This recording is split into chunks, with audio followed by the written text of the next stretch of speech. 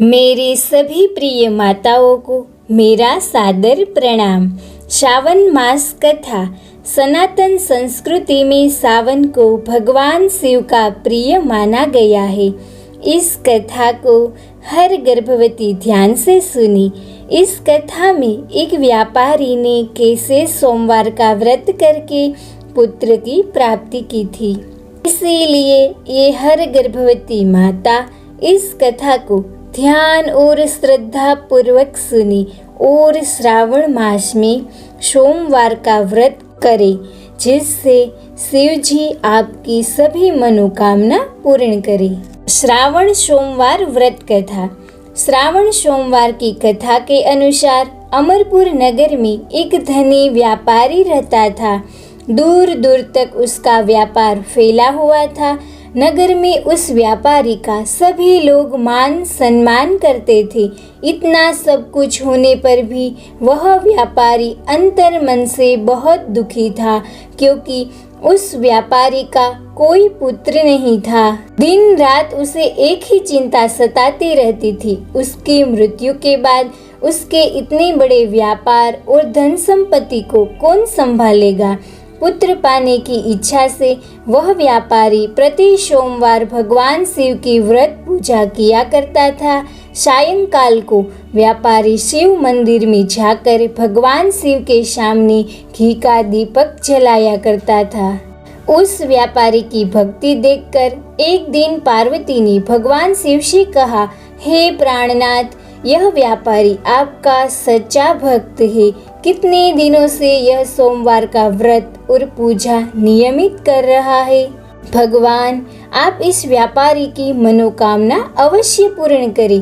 भगवान शिव ने मुस्कुराते हुए कहा, हे पार्वती, इस संसार में सबको उसके कर्म के अनुसार फल की प्राप्ति होती है। प्राणी जैसा कर्म करते हैं उन्हें वैसा ही फल प्राप्त होता है। इसके बावजूद पार्वती जी नहीं मानी। उन्होंने आग्रह करते हुए कहा, नहीं प्राणनाथ, आपको इस व्यापारी की इच्छा पूरी करनी ही पड़ेगी। यह आपका अनन्य भक्त है, प्रति सोमवार आपका विधिवत व्रत रखता है और पूजा अर्चना के बाद आपको भोग लगाकर एक समय भोजन ग्रहण करता है। आपको इसे पुत्र प्राप्ति का वरदान देना ही होगा। पार्वती का इतना आग्रह देखकर भगवान शिव ने कहा, तुम्हारे आग्रह पर मैं इस व्यापारी को पुत्र प्राप्ति का वरदान देता हूँ, लेकिन इसका पुत्र 16 वर्ष से अधिक जीवित नहीं रहेगा। उसी रात भगवान शिव ने स्वप्न में उस व्यापारी को दर्शन देकर उसे पुत्र प्राप्ति का वरदान दिया और उसके पुत्र के 16 वर्ष तक जीवित रहने की बात भी बताई। भगवान के वरदान से व्यापारी तो बहुत खुश हुआ, लेकिन पुत्र की अल्पायु की चिंता ने उस खुशी को नष्ट कर दिया। व्यापारी पहले की तरह सोमवार का विधिवत व्रत करता रहा। कुछ महीने पश्चात उसके घर अति सुंदर पुत्र उत्पन्न हुआ। पुत्र जन्म से व्यापारी के घर में खुशियां भर गई। बहुत धूमधाम से पुत्र जन्म का समारोह मनाया गया। व्यापारी को पुत्र जन्म की अधिक खुशी नहीं हुई, क्योंकि उसे पुत्र की अल्प आयु के रहस्य का पता था।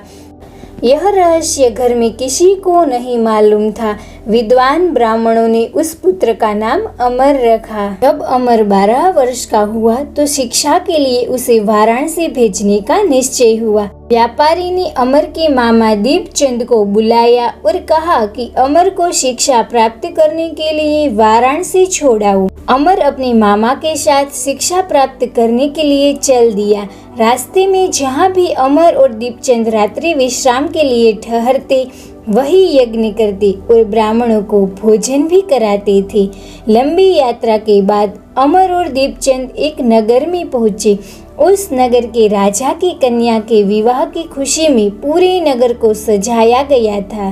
निश्चित समय पर बारात आ गई, लेकिन वर का पिता अपने बेटे के एक आंख से काने होने के कारण बहुत चिंतित था। उसे इस बात का भय सता रहा था कि राजा को इस बात का पता चलने पर कहीं वह विवाह से इनकार न कर दे, इससे उसकी बदनामी होगी। वर के पिता ने अमर को देखा तो उसके मस्तिष्क में एक विचार आया। उसने सोचा, क्यों न इस लड़के को दूल्हा बनाकर राजकुमारी से विवाह करा दूं। विवाह के बाद उसको धन देकर विदा कर दूंगा और राजकुमारी को अपने नगर में ले जाऊंगा। वर के पिता ने इसी संबंध में अमर और दीपचंद से बात की।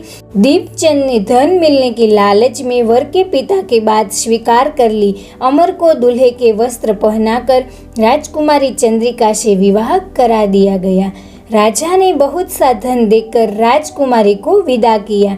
अमर जब लौट रहा था तो सच नहीं छिपा सका और उसने राजकुमारी की ओढ़नी पर लिख दिया, राजकुमारी चंद्रिका, तुम्हारा विवाह तो मेरे साथ हुआ है। मैं तो वाराणसी में शिक्षा प्राप्त करने जा रहा हूँ। अब तुम्हें जिस नवयुवक की पत्नी बनना पड़ेगा वह कान्हा है। जब राजकुमारी ने अपनी ओढ़नी पर लिखा हुआ पढ़ा तो उसने काने लड़के के साथ जाने से इनकार कर दिया। राजा ने सब बातें जानकर राजकुमारी को महल में रख लिया।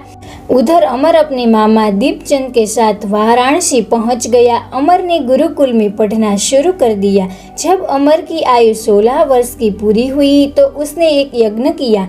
यज्ञ की समाप्ति पर ब्राह्मणों को भोजन कराया और खूब अन्न वस्त्र दान किए।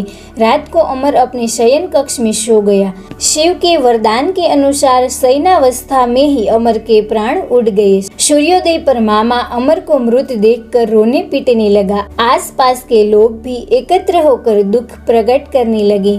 मामा के रोने विलाप करने के स्वर समीप से गुजरते हुए भगवान शिव और माता पार्वती ने भी सुनी। पार्वती जी ने भगवान से कहा, प्राणनाथ, मुझसे इसके रोने के स्वर सहन नहीं हो रहे। आप इस व्यक्ति के कष्ट अवश्य दूर करें। भगवान शिव ने पार्वती जी के साथ अदृश्य रूप में समीप जाकर अमर को देखा तो पार्वती जी से बोले, पार्वती, यह तो उसी व्यापारी का पुत्र है। मैंने इसे 16 वर्ष की आयु का वरदान दिया था। इसकी आयु तो पूरी हो गई। पार्वती जी ने फिर भगवान शिव से निवेदन किया, हे प्राणनाथ, आप इस लड़के को जीवित करें, नहीं तो इसके माता पिता पुत्र की मृत्यु के कारण रो रो कर अपने प्राणों को त्याग देंगे। इस लड़के का पिता तो आपका परम भक्त है। वर्षों से सोमवार का व्रत करते हुए आपको भोग लगा रहा है। पार्वती के आग्रह करने पर भगवान शिव ने उस लड़के को जीवित होने का वरदान दिया और कुछ ही पल में वह जीवित होकर उठ बैठा। शिक्षा समाप्त करके अमर मामा के साथ अपने नगर की ओर चल दिया। दोनों चलते हुए उसी नगर में पहुंचे जहां अमर का विवाह हुआ था। उस नगर में भी अमर ने यज्ञ का आयोजन किया। समीप से गुजरते हुए नगर के राजा ने यज्ञ का आयोजन देखा। राजा ने अमर को तुरंत पहचान लिया। यज्ञ समाप्त होने पर राजा अमर और उसके मामा को महल में ले गया और कुछ दिन उन्हें महल में रखकर बहुत सा धन वस्त्र देकर राजकुमारी के साथ विदा किया। रास्ते में सुरक्षा के लिए राजा ने बहुत से सैनिकों को भी साथ भेजा। दीपचंद ने नगर में पहुंचते ही एक दूत को घर भेजकर अपने आगमन की सूचना भेजी। अपने बेटे अमर के जीवित वापस लौटने की सूचना से व्यापारी बहुत प्रसन्न हुआ। व्यापारी ने अपनी पत्नी के साथ स्वयं को एक कमरे में बंद कर रखा था। भूखे प्यासे रहकर व्यापारी और उसकी पत्नी बेटे की प्रतीक्षा कर रहे थे। उन्होंने प्रतिज्ञा कर रखी थी कि यदि उन्हें अपने बेटे की मृत्यु का समाचार मिला तो दोनों अपने प्राण त्याग देंगे। व्यापारी अपनी पत्नी और मित्रों के साथ नगर के द्वार पर पहुंचा। अपने बेटे के विवाह का समाचार सुनकर पुत्रवधू राजकुमारी चंद्रिका को देखकर उसकी खुशी का ठिकाना न रहा। उस रात भगवान शिव ने व्यापारी के स्वप्न में आकर कहा, हे श्रेष्ठी, मैंने तेरे सोमवार के व्रत करने और व्रत कथा सुनने से प्रसन्न होकर तेरे पुत्र को लंबी आयु प्रदान की है। व्यापारी बहुत प्रसन्न हुआ। सोमवार का व्रत करने से व्यापारी के घर में खुशियां लौट आई। शास्त्रों में लिखा है कि जो स्त्री पुरुष सोमवार का विधिवत व्रत करते हैं और व्रत कथा सुनते हैं उसकी सभी इच्छाएं पूर्ण होती है। इसीलिए मेरी सभी प्रिय माताओं को मेरा निवेदन है कि आप भी यह व्रत करके श्रेष्ठ और तेजस्वी संतान की प्राप्ति करें। धन्यवाद। जय भोलेनाथ।